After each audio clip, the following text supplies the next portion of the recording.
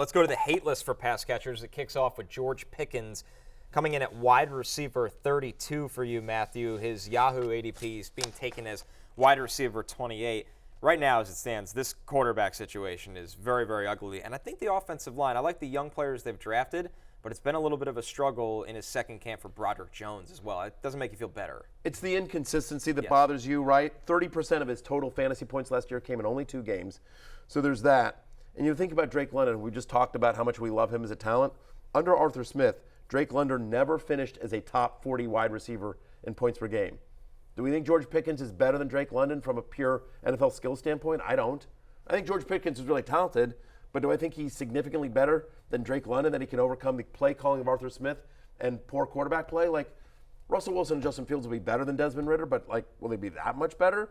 And that's before you even get to the fact that, like, there's a chance Brandon Ayuk is on this team. So I just, where George Pickens is going, he's going as wide receiver 28 on Yahoo. Like, there's guys going after him that I would much rather have. Our next guy, Jordan Addison, Jay. There's a big disparity with this one. Matthew has him as wide receiver 48. He's being taken as wide receiver 41.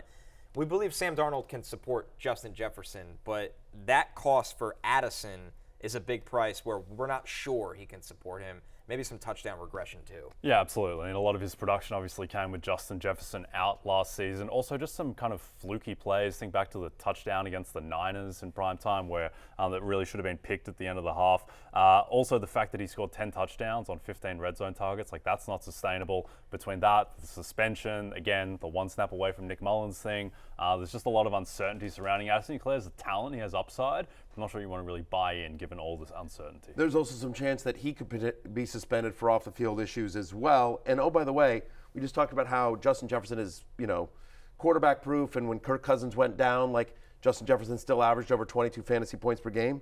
Well, when Cousins went down, Jordan Addison was wide receiver 43 in points per game. He averages 10.5 fantasy points per game in the 9 games following Cousins' injury. And to your point, that was without Justin Jefferson for a good chunk of that. Yep. So I think just a massive regression candidate. He's my wide receiver 48. Courtland Sutton up next, wide receiver 50 for you, Matthew. He's being taken as the 45th wide receiver on Yahoo. Bo Nix will be under center for this team, a team that could be a little bit run-heavy under Sean Payton, even after drafting Nix. I like Bo Nix, actually, and I think the Broncos are going to be better than people think. I don't think they're going to be great, but I think they're not going to be a train wreck. Having said that, as much as I like Courtland Sutton from a talent standpoint, and he's made some ridiculous catches over the years, last year, Courtland Sutton scored 10 touchdowns. 10 touchdowns for Courtland Sutton last year, and still only finished as wide receiver 38.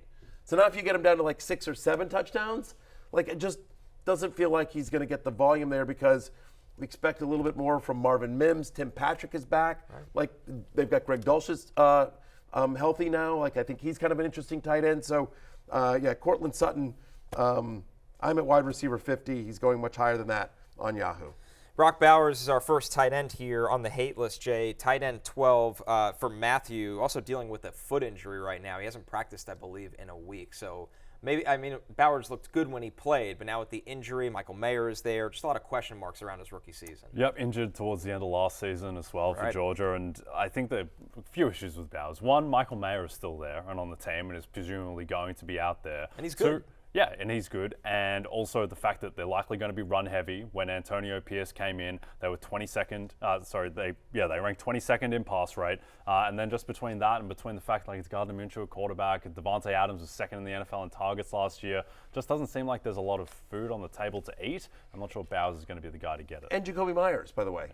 Yeah. I mean, Jacoby Myers is there too. Like, he had a nice year last year. So it love the talent, hate the landing spot. He's my tight end 13. I think if you're drafting Bowers, you have to be basically betting on Devontae Adams to be traded at the deadline, and Bowers being a second half of the season player. How early do you draft a tight end with that many different avenues? The next one, Cole Kmet here, Matthew. He comes in as tight end 16. He's going around the same range as Pat Freiermuth, who was on my others receiving votes, by the way. Arthur Smith has in his 5 seasons as a head coach or offense coordinator, 4 of those 5 seasons, his teams have finished top 5 in tight end target share. Like, Freiermuth is not nearly as sexy as Brock Bowers. Give me Freiermuth over Brock Bowers all day, every day. How about Cole Kmet in this Bears offense that is loaded up on pass catchers? And that's the point, right? 3 straight seasons with at least a 17% target share for Kmet, but now they had Keenan Allen, DJ Moore, Rome Odunze, DeAndre Swift, right? Or they didn't add DJ Moore, but he's there too. Gerald Everett, who, I tell my daughters, find somebody who looks at you the way Shane Waldron looks at Gerald Everett.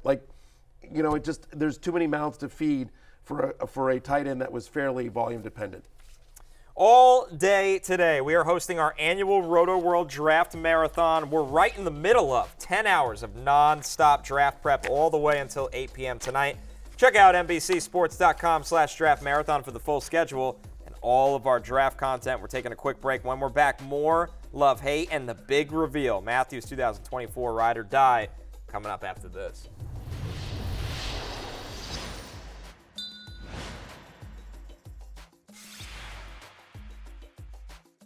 Hey, it's Matthew Berry from NBCSports.com and RotoWorld.com, and I want to thank you so much for watching whatever it is you just watched, or if nothing else, being too lazy to click out of the autoplay after this video started, after whatever it is you actually wanted to watch finished.